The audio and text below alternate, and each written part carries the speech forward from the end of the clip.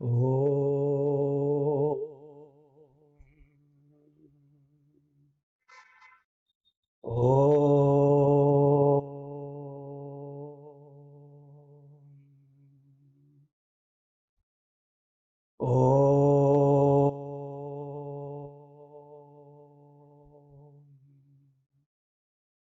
यां मेधां देवगणा पितरश्चोपासते तया मां मध्यमेधया अग्ने मेधाविनं कुरु स्वाहा।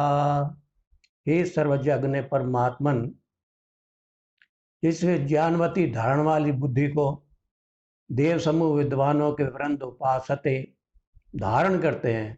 जिस यथार्थ पदार्थ वाले पितर जिसके उपासित होते हैं, उस मेधा को अविलंब स्वकृपा से मुझको भी प्राप्त करा।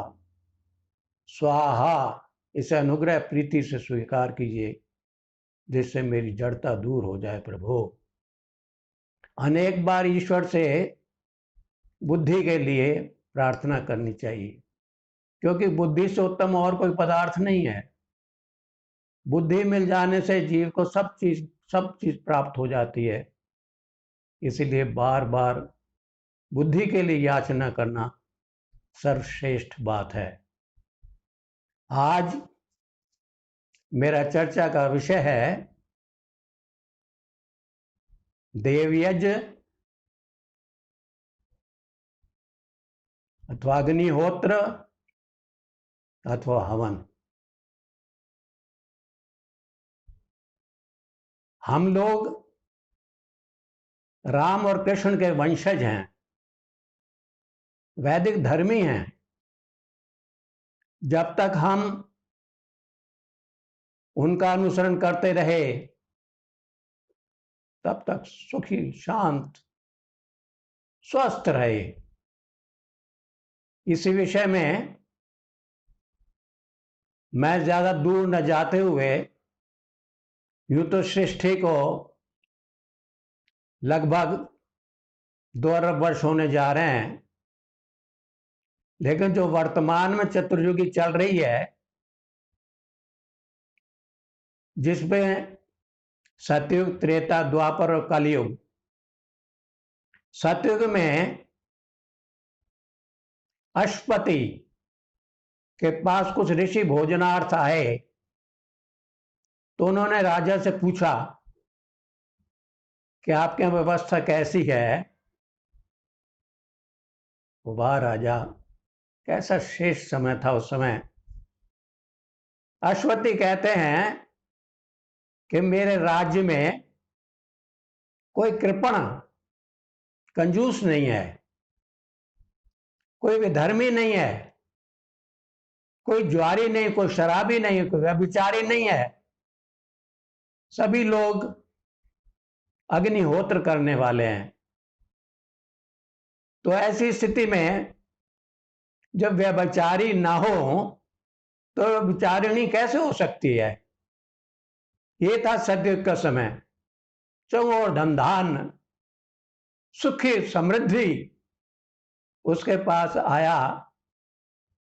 त्रेता का युग। त्रेता में राम परशुराम हुए। आप सभी जानते हैं कि जिस समय गुरु वशिष्ठ ने राम को राज्याभिषेक के लिए बुलाया, तो समय प्रातः काल का समय था और उनकी माता कौशल्या यज्ञ कर रही थी। ये था समय चौओर धान धान से भरपूर, सुख समृद्धि। और रामराज की तो आज कल्पना करते हैं कि रामराज से शेष राज ही नहीं था। और तुलसीदास जी ने तो रामचरित्र मानस में एक चौपाई दी है, दैहिक दैविक भौतिक तापा राम राज नहीं काहू व्यापा। ये व्यवस्थाएं थी वहां। उसके बाद द्वापर आया। द्वापर में कृष्ण और बलराम हुए। जब पांडवों का संधि समाचार लेकर के राजदूत बन करके आ रहे थे कृष्ण, तो रास्ते में शाम का समय हो गया। उन्होंने रथ रुकवाया अपना, रथवांश का घोड़ों को बांध दो, चारा दे दो और स्वयं यज्ञ करने बैठ गए। क्योंकि यज्ञ का 2 समय विधान है, हवन 2 समय होता है। प्रातः सूर्योदय के उपरांत और सायं सूर्यास्त से पूर्व। उन्होंने वहां यज्ञ किया, ये व्यवस्था थी। महाभारत का समय समाप्त हुआ, हमारा कलयुग प्रारंभ हुआ। आप जानते ही हैं महाभारत में कितना विनाश हुआ। सब जो कुछ भी था अंड बंड हो गया। छोटे छोटे मत पंथ खड़े हो गए, सारी व्यवस्थाएं समाप्त हो गई। जो इतना श्रेष्ठ जीवन यापन हो रहा था उस समय, वो सब समाप्त हो गया। ईश्वर ने 2 प्रकार के प्राणी जगत में रचे हैं, आप जानते हैं। एक मानव और दूसरा मानवेतर। जड़ जगत में सूर्य देखिए यज्ञ कर रहा है, ईश्वर का भी यज्ञ हो रहा है। फूल वनस्पतियां सब यज्ञ कर रही हैं। पशु पक्षी जो है वो भोग योनि में है, वो तो कोई ऐसी समस्या पैदा कर ही नहीं रहे। और समस्या पैदा कर रहा है तो कौन कर रहा है? हम लोग कर रहे हैं। बुद्धिजीवी है ना, विवेक है हमारे पास। और सबसे ज्यादा समस्या हमने, प्रदूषण में सबसे ज्यादा योगदान हम दे रहे हैं। आइए ध्यान दीजिए, सिर के बाल से गंदगी हो रही है, नहीं हो रही है? दोनों आंखों से ढीढ़ निकल रही है, गंदगी। कानों से मैल, गंदगी। नाक से रहट, गंदगी। मुंह में बलगम खखार, गंदगी। और नीचे पसीना सारे में गंदगी, मलमूत्र, अपान वायु, सब गंदगी गंदगी, वायु प्रदूषित कर दी। ये हम निकाल रहे हैं और लेके आ रहे हैं। ध्यान दीजिए, कोई गंदी चीज नहीं खाना चाहते, सब अच्छी सुगंधी वाली। और ईश्वर ने तो एक मीटर भी लगा दिया ना ऊपर। कोई भी चीज जब मुख के पास आती है तो नासिका बताती है खाने लायक है या नहीं है। जरा से दुर्गंध हो ना, कहते नहीं भाई। और हम नहीं खाते, खाते हैं सब अच्छा अच्छा और लौटाते सब गंदा गंदा। इसलिए कहा है कि जो व्यक्ति यज्ञ नहीं करते वो महापापी हैं। क्योंकि गंदगी हम कर रहे हैं। और गंदगी किस चीज की हो रही है? वायु की। वायु और वृष्टि, वृष्टि से सारे देश संसार को जल प्राप्त होता है। वायु शुद्ध हो, वृष्टि समय पर श्रेष्ठ हो तो जल ठीक। जब पेड़ पौधों को वायु भी ठीक मिले, जल भी श्रेष्ठ मिले, तो फल फूल औषधियां वनस्पति श्रेष्ठ नहीं होंगे क्या? ये विचारणीय विषय है। हमने इधर ध्यान नहीं दिया कभी भी। लेकिन ऋषि मुनिषियों ने हमारे लिए 5 यज्ञों की व्यवस्था कर दी थी। महायज्ञ कहलाते हैं वो। लोग महा से डरते हैं, अरे भैया महायज्ञ है, बहुत खर्चा होता है। अरे कुछ भी खर्चा नहीं होता इसमें। पहला है ब्रह्म यज्ञ, आत्मिक उन्नति होती है, उससे ईश्वर से मेल होता है, दोनों समय संध्या करनी होती है, ईश्वर की स्तुति प्रार्थना उपासना। और दूसरा है देव यज्ञ, अग्निहोत्र हवन। इसमें उन्होंने कहा है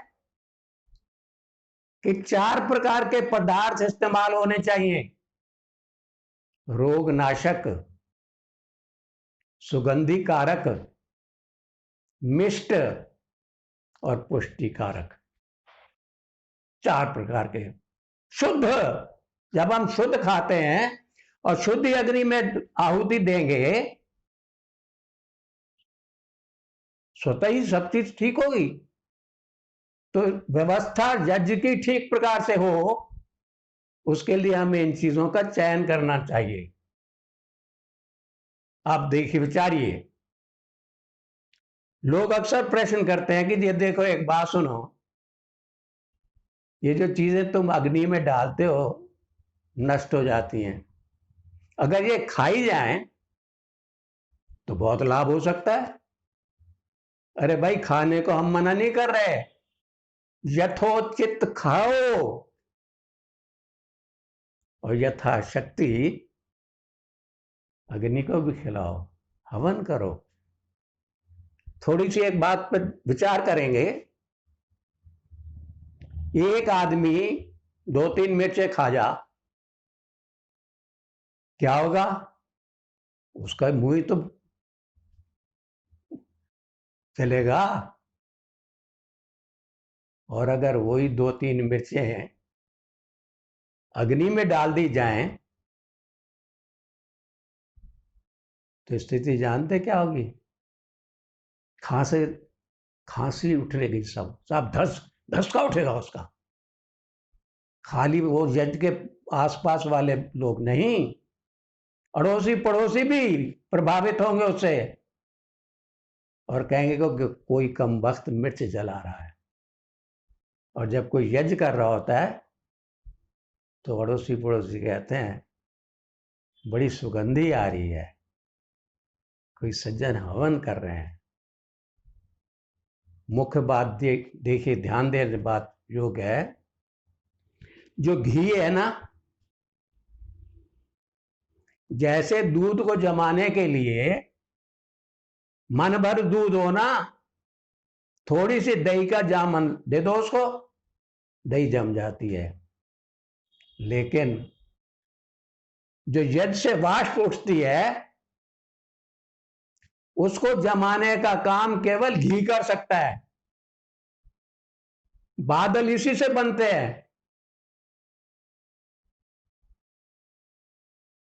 एक छोटा सा ईंट का टुकड़ा ले लेना और उसको घी में डुबो लेना अच्छी तरह, और धूप में रख देना, महीनों पड़ा रहे। सूर्य वो क्षमता नहीं है कि वो उसकी चिकनाई को दूर कर दे। और वही अगर अग्नि, आप जो है ईंट का टुकड़ा यज्ञ कुंड में डाल दोगे तो क्या होगा? थोड़ी देर बाद निकाल लेना, जैसे ईंट का टुकड़ा था वैसा ही मिलेगा, कोई चिकनाई नहीं होगी उसमें। ये है भेदक शक्ति। लोग कहते जी घर के अंदर अगरबत्ती जला लो। अरे भाई, अगरबत्ती जलाओगे तो वो थोड़ी बहुत सुगंध करेगी तुम्हारी, लेकिन घर की जो दुर्गंध है वो तो नहीं निकल सकती। दुर्गंध को निकालने के लिए तो यज्ञ श्रेष्ठ है। और हम सबसे ज्यादा किस से प्रभावित होते हैं? वायु से। अन्न और जल के बिना तो कुछ समय जीवन यापन हो सकता है। आप देखते हैं लोग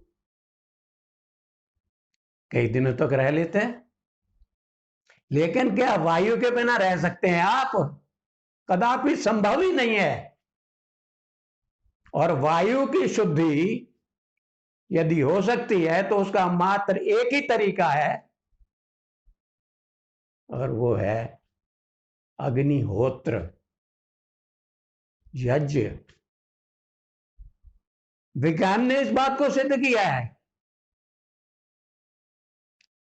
6 माह से घी, 1 चम्मच घी अग्नि में डालने से 28 करोड़ 90 लाख प्रोटॉन परमाणु बनते हैं। 6 माह से घी से मात्र।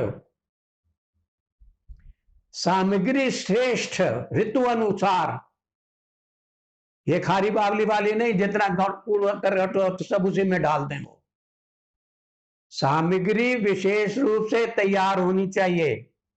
जैसे हम शुद्ध खाते हैं वैसे सामग्री शुद्ध बननी चाहिए, विधि पूर्वक बननी चाहिए। उस सामग्री की आहुति से कई प्रकार के वायरस, जहरीली गैसें समाप्त हो जाती हैं, विषाक्त समाप्त हो जाती हैं।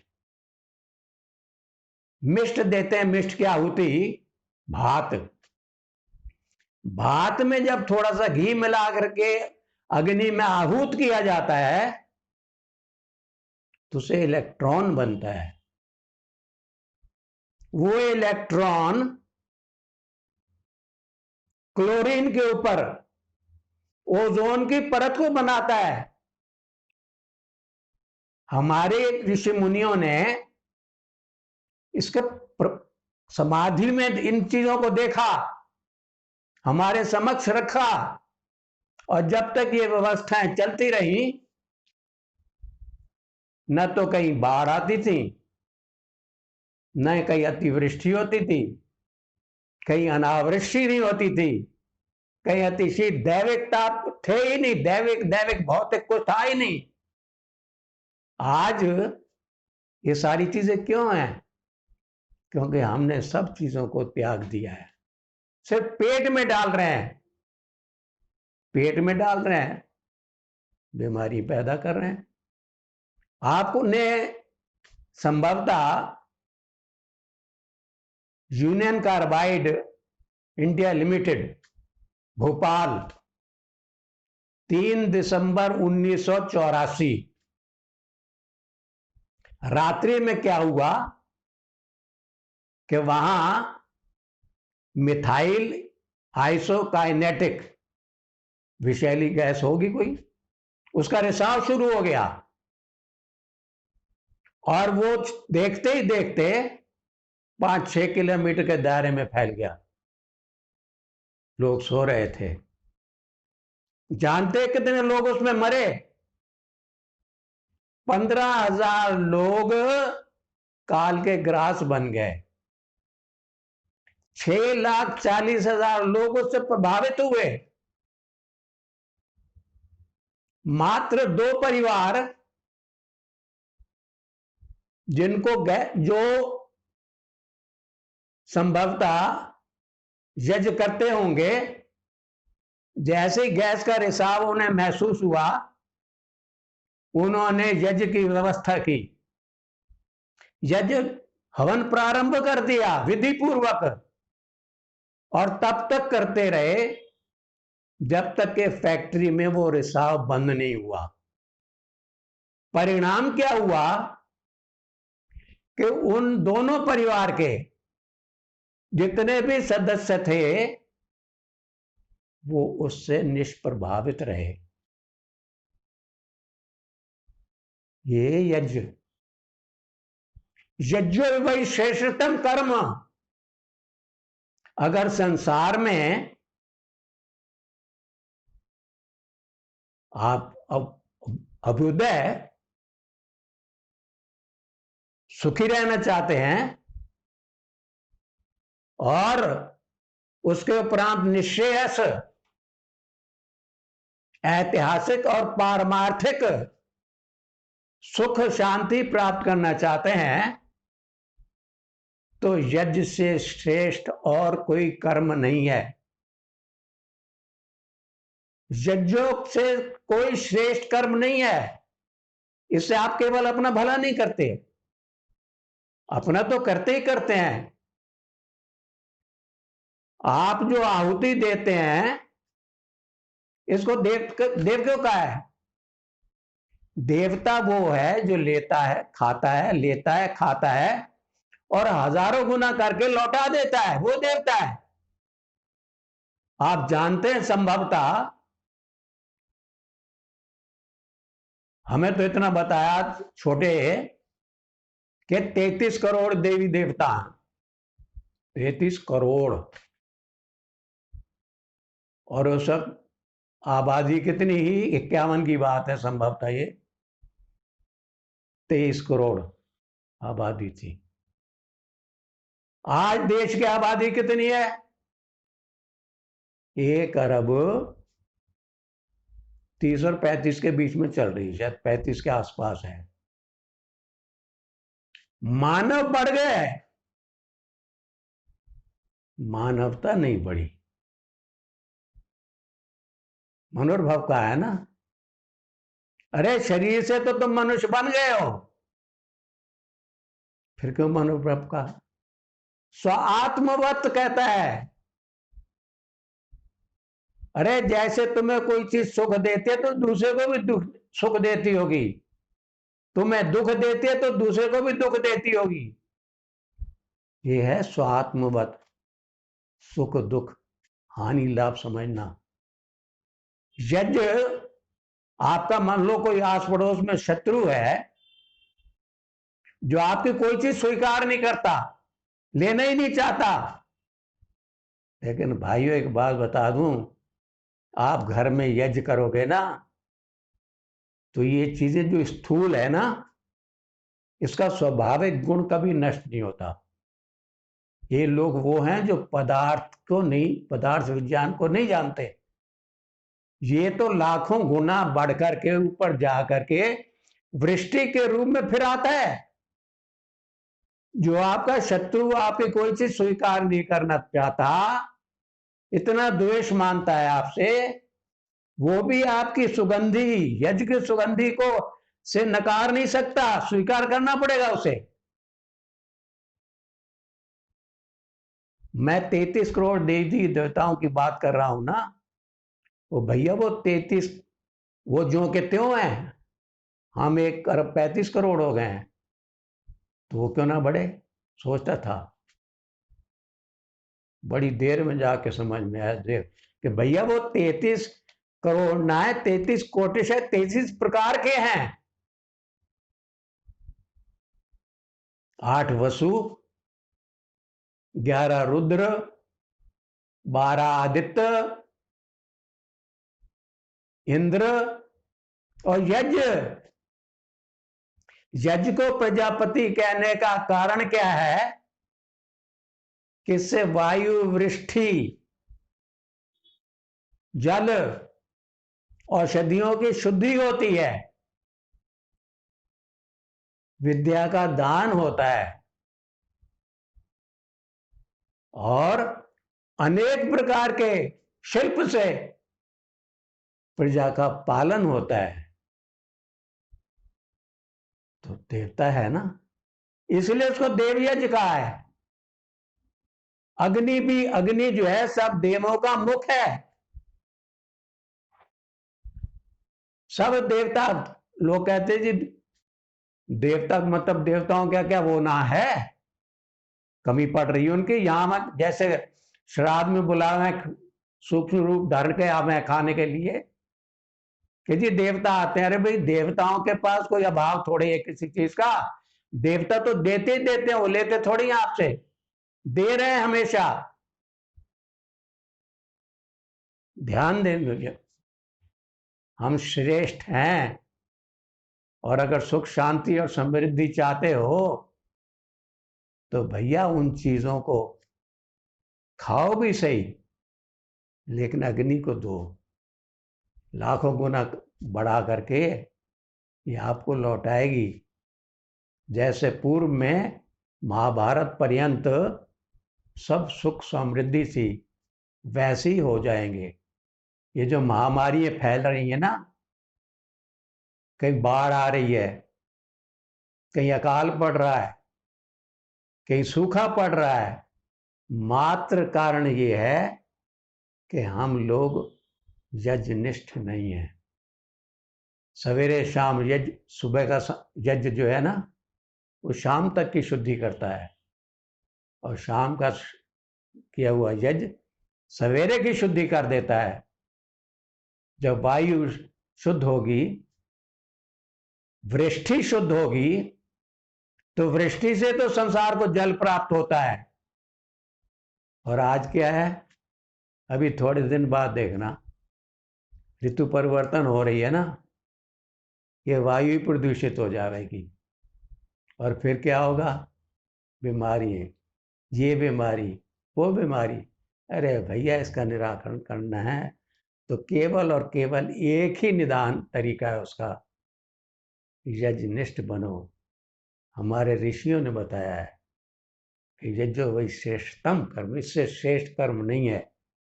सुख चाहते हो, शांति चाहते हो, स्वस्थ रहना चाहते हो, तो यज्ञनिष्ठ बनो। खाओ, लेकिन खिलाओ अग्नि को, यज्ञ को। तो इसी के साथ अपनी वाणी को विराम दूंगा। सर्वे भवन्तु सुखिनः, सर्वे सन्तु निरामया, सर्वे भद्राणि पश्यन्तु मां कश्चित् दुःख भाग् भवेत्। इति ओम शम।